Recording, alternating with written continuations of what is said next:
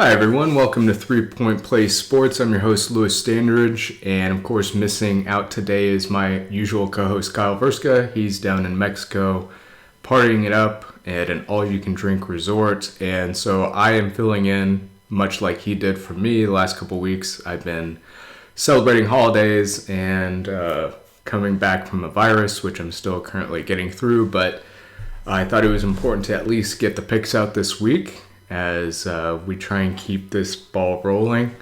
Of course, we missed Thursday night, but as you can see, I nailed it with the Vikings. Kyle, he picked the Steelers, so I'm already up on Kyle 1-0 on the week. So let's go ahead and kick it off Sunday early afternoon. I'm rolling with the Browns. Kyle is with me in agreement here. My thinking is that the Ravens at 8-4, they've still been playing, I think, a little bit over their head. And I think the Browns, this is probably the best value you're going to get, I think, for the next couple of weeks. They haven't been playing particularly well, but they are a really good team, and I know that they have it in them. I think coming off the bye week, they had a chance to get some of that offensive line healthy, which has been, I think, a big part of the problems. They rely so heavily on a strong offensive line. I think alternatively, we've seen teams run on the Ravens, and I think even more so throw on the Ravens. So even though Baker's battling that shoulder injury, I think he should be able to have success throwing the ball, and they should have success running the ball. I think we've also seen Lamar have some turnovers last couple weeks, so he hasn't been particularly sharp. I don't know if he's injured or it's something else, but I really like the Browns at home in this spot, -2.5.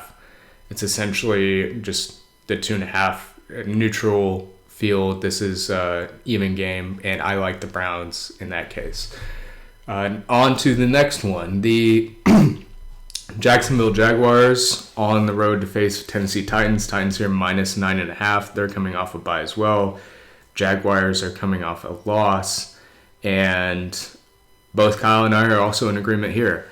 The big thing for me, obviously, is a lot of times, even as a contrarian, that I tend to lean towards the narrative you want to avoid. But the thing is like the narrative is very much strong with the anti-Jaguars take, given all the stories we've heard from Urban Meyer this week.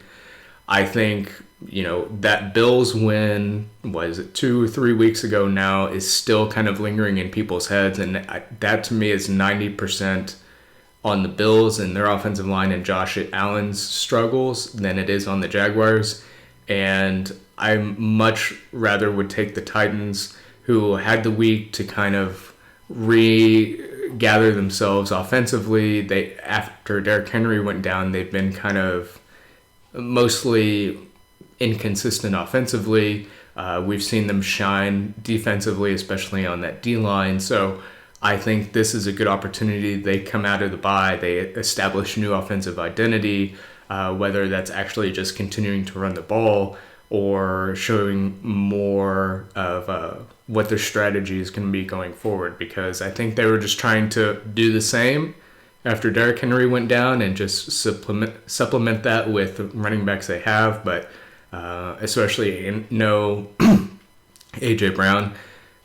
They had a bye week to figure it out. I think they come out, they figure it out, and what better team to figure out it against than the Jacksonville Jaguars. So Kyle and I are both in agreement there. Next game up, the Las Vegas Raiders on the road to face Kansas City Chiefs. Chiefs here -9.5.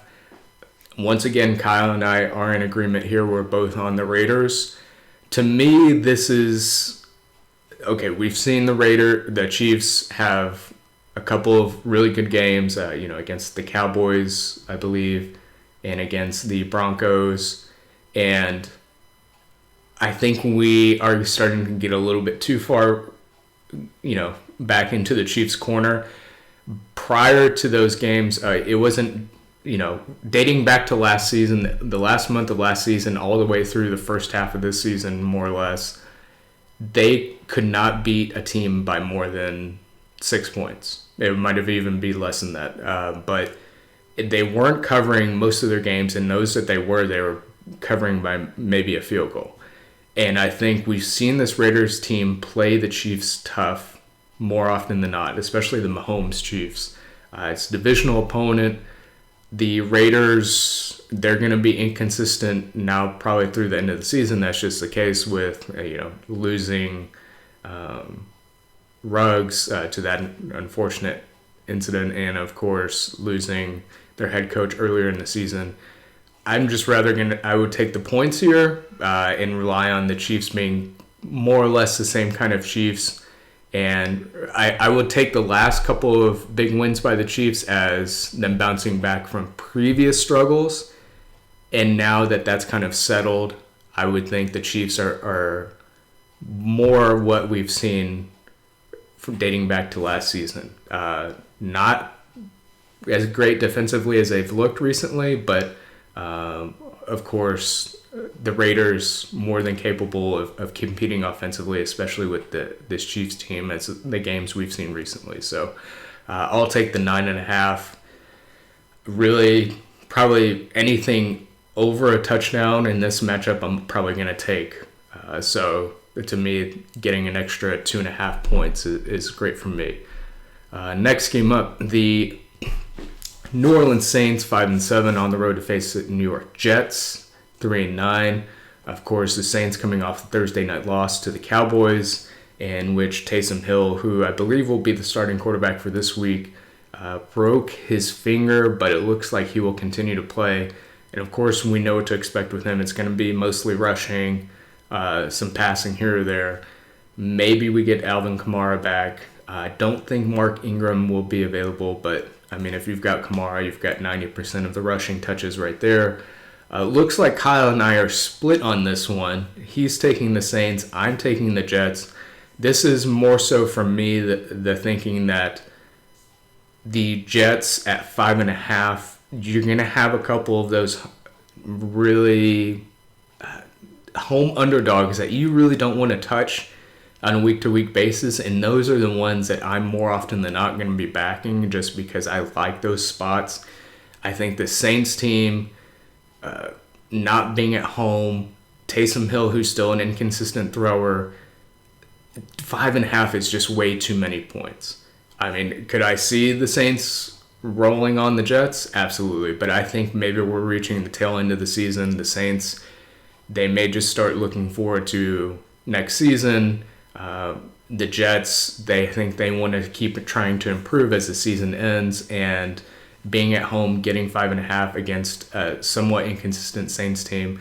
The Saints very much are like the Steelers to me at this point, where I don't really want to back them as favorites. I only want to back them as underdogs. And really, when it comes to that, they have to be more than field goal underdogs for both the Saints and the Steelers. And that's why I took the Vikings on Thursday night. Actually, there were 3.5, but I mean, I just like the Vikings in that spot. There's not much more to say about that. So in this case, I will take the Jets plus 5.5 and be the difference on with Kyle. Next game up, the Dallas Cowboys minus 3.5 on the road to face Washington professional football team. Second one in a row, we're going to split, Kyle and I. I'm taking the Cowboys. He's taking Washington. I'm probably going to flip-flop on this one a few more times. I cannot get my head. This is one of the toughest ones of the week for me to pick. I think it's obviously very hard with Cowboys being a subjective pick from me, my home team. Of course, this is a rivalry game. I would love to see the Cowboys cover 3.5 and just put away Washington for the season. I think the defense has had a couple of downs lately. Of course, they were big against the Saints, but Taysom Hill helped that. I could see a repeat performance with Heineke, turning the ball over the way Taysom Hill did. No Logan Thomas now. So looks like it's Terry McLaurin and Antonio Gibson. And we've seen this Dallas defense be very strong against the run, which, granted, Washington's got a pretty good offensive line, but if they are neutralized in the running game, that passing game is reduced to Terry McLaurin and maybe some Curtis Samuel. I don't particularly like that. I also am not 100% sold. This Washington defense has been better as of late, much like the Chiefs. I think that's more of regression, and that's kind of evened out now. So I think now we can kind of count them as more of an average defense as opposed to the top-level defense they played the last couple weeks or the bottom-level defense we've seen the first part of the season. So I like the Cowboys in this spot. Don't take this from me because it's just not a pick I would hang my hat on. It's just too much subjectiveness is in plays. Typically, I'll fade the Cowboys, but I think this is a good spot to be in. I will probably end up fading the Cowboys more often than not the remainder of the season just because their against the spread record has been really good, and we may see more value going forward betting against the Cowboys. But this week I'm taking the Cowboys. Kyle and I are split on that. So next one up, we've got the Atlanta Falcons, 5-7. They lost, I think, by almost 2 touchdowns against the Bucs last week, which was tough because I had the Falcons. Now they're on the road to face Carolina Panthers. Panthers here -2.5. Cam Newton, first week game in, looked great. Last week looked awful. And I think, unfortunately, we're probably going to see more of that kind of Cam Newton going forward. The only difference is there's no Joe Brady now coming off the bye week. And I know I'm picking, I believe, almost every team coming off the bye, but I think this late in the season, it means a lot because you really you've got this much more of the season to kind of figure out what you want to do, and then go into the bye week and figure out, okay, what do we want to do to define us? Particularly with the Panthers firing their offensive coordinator, I think it could give them an advantage because they can come out and do something a little bit different, whether that's Chuba Hubbard, pass-catching running back, or maybe they do something different with Cam Newton that makes him more effective than what he looked like last week. I think alternatively, the Falcons have only scored like 40-plus points in their last 4 games. They have not been good offensively, and I think this Panthers defense really, really could put the lock down on the Falcons offense. So I'll take the Panthers under a field goal at home to take care of business here.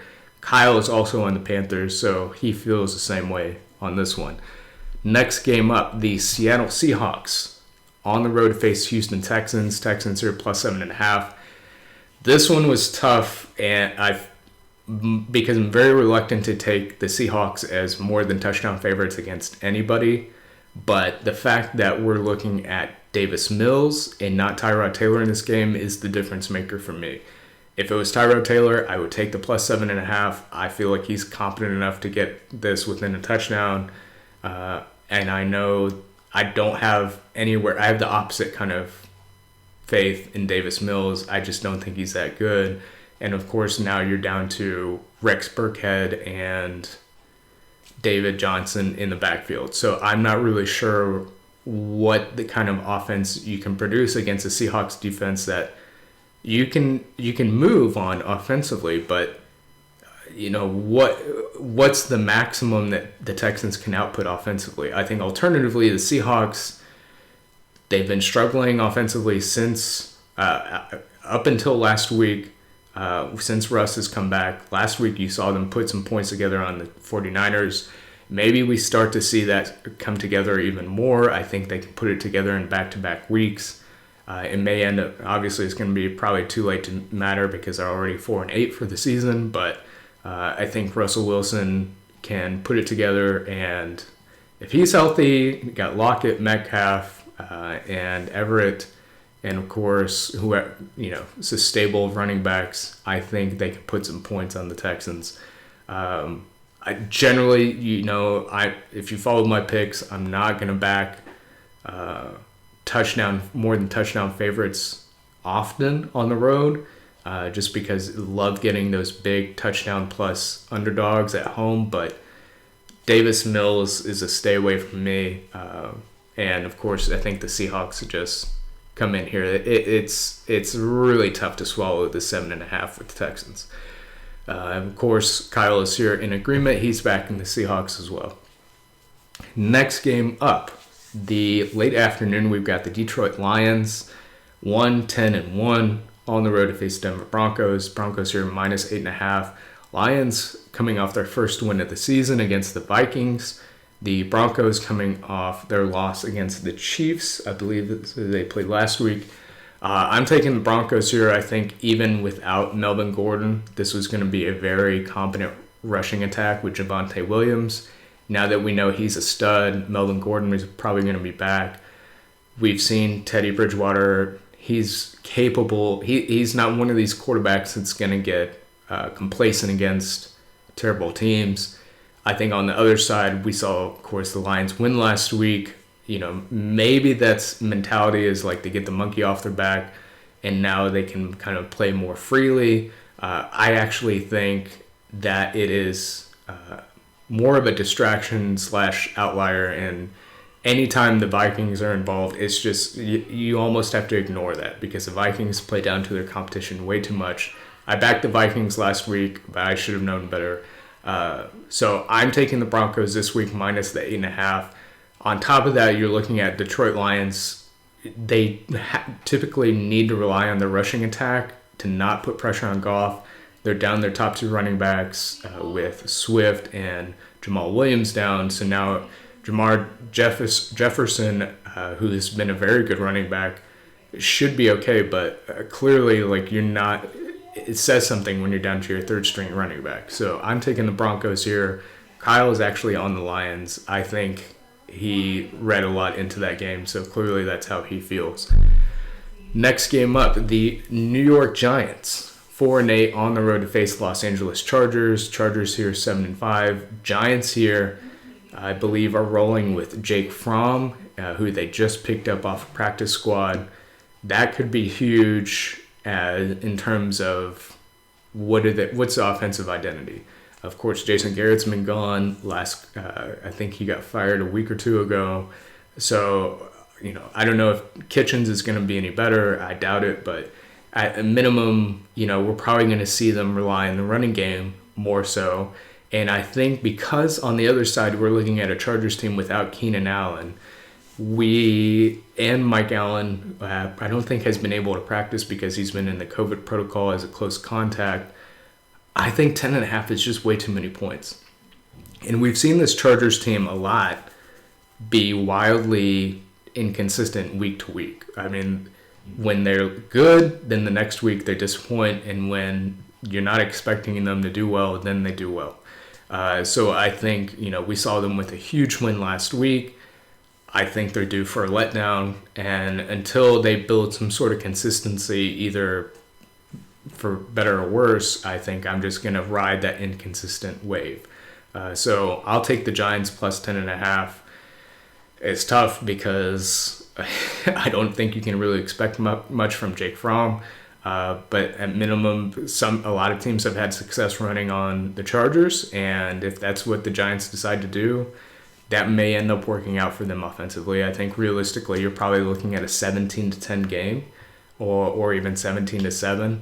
Just because I think Giants have a respectable defense. And like I said, no Keenan Allen. So I don't know really how much you can rely on the Chargers offense. Kyle is on the other end of that. He's taking the Chargers. I'm sure he feels like, given what we saw last week with the Giants being terrible against the Dolphins and the Chargers with their huge win, that's going to carry through to this week. Next game up, the San Francisco 49ers, plus 1.5 on the road to face the Cincinnati Bengals. This one is all about relying on that 49ers rushing offense. And I know we saw them disappoint against the Seahawks last week.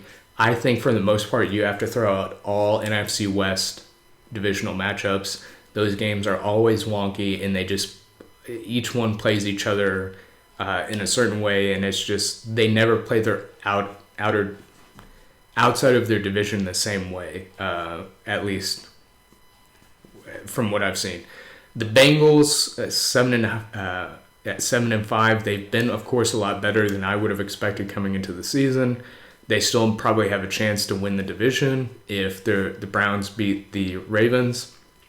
But I really think this is the kind of spot, especially as the Niners maybe fall into that camp with the Saints and the Steelers where you can't really back them as favorites, but when they're underdogs, somehow Kyle Shanahan pulls it out of his butt. So, of course, last week I believe they were favorites or even short road dogs against the Seahawks. And, of course, the Seahawks pulled that off. I think here, I just love the Niners in this spot. I think they'll be able to run all over the Bengals. The Bengals, I'm still not sold on their defense. And I think Burrow has been a little bit more turnover prone. We saw him really get reckless with the football last week against the Chargers. So can the Niners replicate that defensively? Obviously, we'll see. Kyle is in agreement with me here. So I could probably be talked into the Bengals. I'm probably going to do some more research, and don't be surprised if I flip this before Sunday. So we'll see about that. Next game up, the Buffalo Bills on the road to face the Tampa Bay Buccaneers. Buccaneers here -3.5, and I love the Bills in this spot. I think getting more than a field goal against a team that really this fits perfectly because you can't run on the Buccaneers, and so you're seeing teams throw probably 70+% of the time in their game scripts against the Buccaneers. And the thing is like the Bills want to do that anyways. If the Bills don't have to run the ball, I think they'd be perfectly content. I think the only difference is that Buccaneers D-line may be a lot more than the offensive line can handle on the Buffalo Bills. So, we'll see if that's the case. But the fact that I'm getting more than 3.5, I like that a lot. Kyle disagrees. He's taking the Bucs. I think I need to see this Buccaneers team. Clearly, they've taken care of business more often than not this season at 9-3. But I still have concerns about that secondary, and in these matchups where the other team can absolutely exploit that, it's going to be tough to ride the Bucs. So, the other team's just always going to be in the game with an offense like that. So give me the Bills +3.5. That brings us to Sunday night. Chicago Bears 4-8 on the road to face Green Bay Packers 9-3. Fields is back as a starter for the Bears. The Packers, of course, infamous Aaron Rodgers saying he owned the Bears in the last matchup, which he obviously does. I mean, the stats and the history back that up. This is just entirely too many points for me to digest. 12.5 for a team that still the secondary isn't that great. I know Justin Fields wasn't particularly great, but I know in that last matchup, it was close in the first half, and I think just a sequence of one or two drives and the game just got out of hand. And I really think if you don't have that sequence, the first matchup is a lot closer than it looked. And so I think things probably don't necessarily break the same way for the Packers this game, and the Bears keep it close. I just think everybody's going to be thinking narrative-wise, Packers, they own the Bears, Aaron Rodgers, that whole storyline from the first game. Everybody's going to be all over the Packers. I love the Bears in this spot. So I actually think this is going to be the upset of the week. I think Justin Fields has been in his last few starts very capable. Of course, he missed a few games because of injury, but I think we kind of forgot how well he was playing before his injury. So give me the Bears. And of course, Kyle is taking the Packers, and I know if Kyle was here, he would probably say you want to back Aaron Rodgers in primetime. I get it. If this was less than 10, I might lean towards that. Well, probably not, just because I still think the Bears have a really good chance to win this game. And if that's the case, then getting the 12.5 is perfect for me. I would be shocked. It would just be too much playing into the narrative and everything, and I'm very much as a contrarian leaning pick player. I can't see that happening, but wouldn't be the first time I was wrong. Last game of the weekend, the Los Angeles Rams 8-4 on the road to face Arizona Cardinals. Cardinals here -2.5, so essentially an even game. It looks like Kyler will play in this game, and it looks like Chase Edmonds will be back for this game. Huge divisional matchup. Potential top seed in play for the Cardinals if they go on to win this game. I'm going to have to back the Cardinals because, honestly, subjectively, I've got a lot riding on the Rams fantasy-wise, and I feel like this is just a perfect spot for the Cardinals just to come in and demolish my fantasy hopes. So it's not a purely objective take. I also think we saw the Cardinals take care of business and whip the Bears last week. The Rams have been a little bit more inconsistent as of late. I know they won last week big against the Jags, but against these bottom three teams, how much can you really take away from those unless you just lose a game like the Bills did against the Jags, which I think reflects poorly on them, obviously. But I'm going to take the Cardinals, especially because they're at home. If this was in LA, I'd probably take the Rams. But, man, this is another one I may flip-flop back and forth.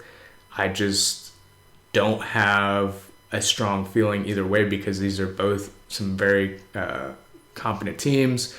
We've also seen in this first matchup, I think it may have been the first month of the season, the Rams had a lot of rushing all over the Cardinals in the first half. And that may lean me towards flipping towards the Rams because the Rams very much were dominating this game rushing-wise, and then they just turned the ball over again and again. And by the end of the first half, that ended up being the difference in putting the Rams in a hole. And, of course, once you're in a big deficit, you get away from the run. And when the run had been so successful against the Cardinals, it's like, well, then you're just hurting yourself in that aspect. So, you know what? Actually, now that I'm thinking about it, I'm probably going to go ahead and switch to the Rams. It just makes more sense for me now that the more I talk about it. And I want to go against Kyle. Kyle's got the Cardinals, so give me one more chance to get up on him for the weekend. So as far as locks go, I know I didn't mention any for the week. I am going to take the Bears, the Bills, and let's see. This is a little bit of the Bears, the Bills, and the Broncos. I feel really good about the Broncos. I think a lot of people will see value in the Lions after getting that win last week, but I'm not touching it. So give me the Broncos, Bills, and Bears. Kyle is rolling with the Browns, the Saints, and the Bucks. He's got highest scoring team as the Titans, which I think is a great pick. I am going to take, let's see. I will take the Cowboys.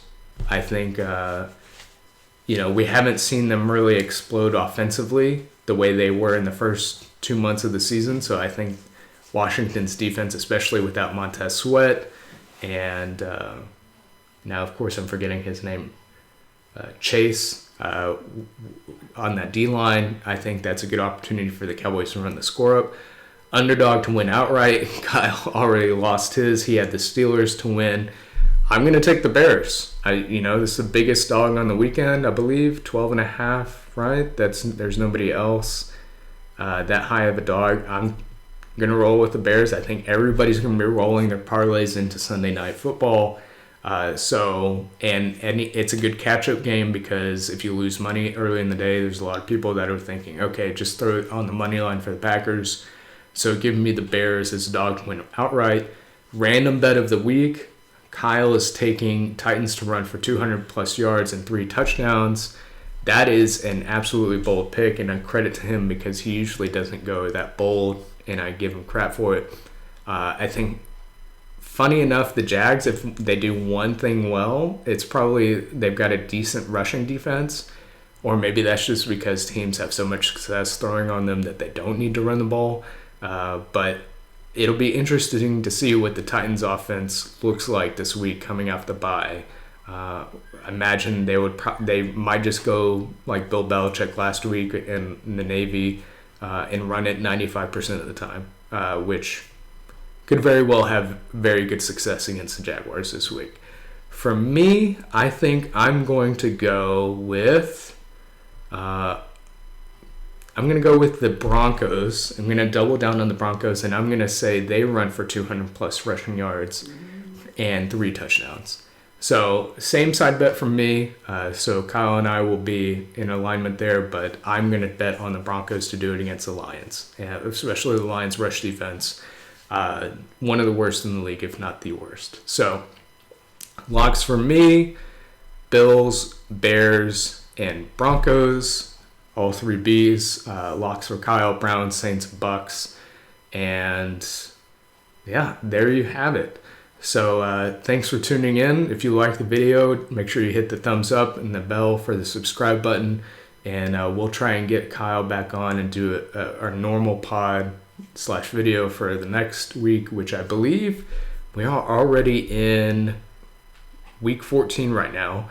Heading into week 15, just a few more weeks here at Pigskin Pick'em to wrap up winning that league. And hopefully you've got a sizable lead so you can just sail home. But best of luck this week. And, of course, follow me on Twitter at TPPSweetLou to see if I change any picks. And find Kyle on Twitter at KVerska7.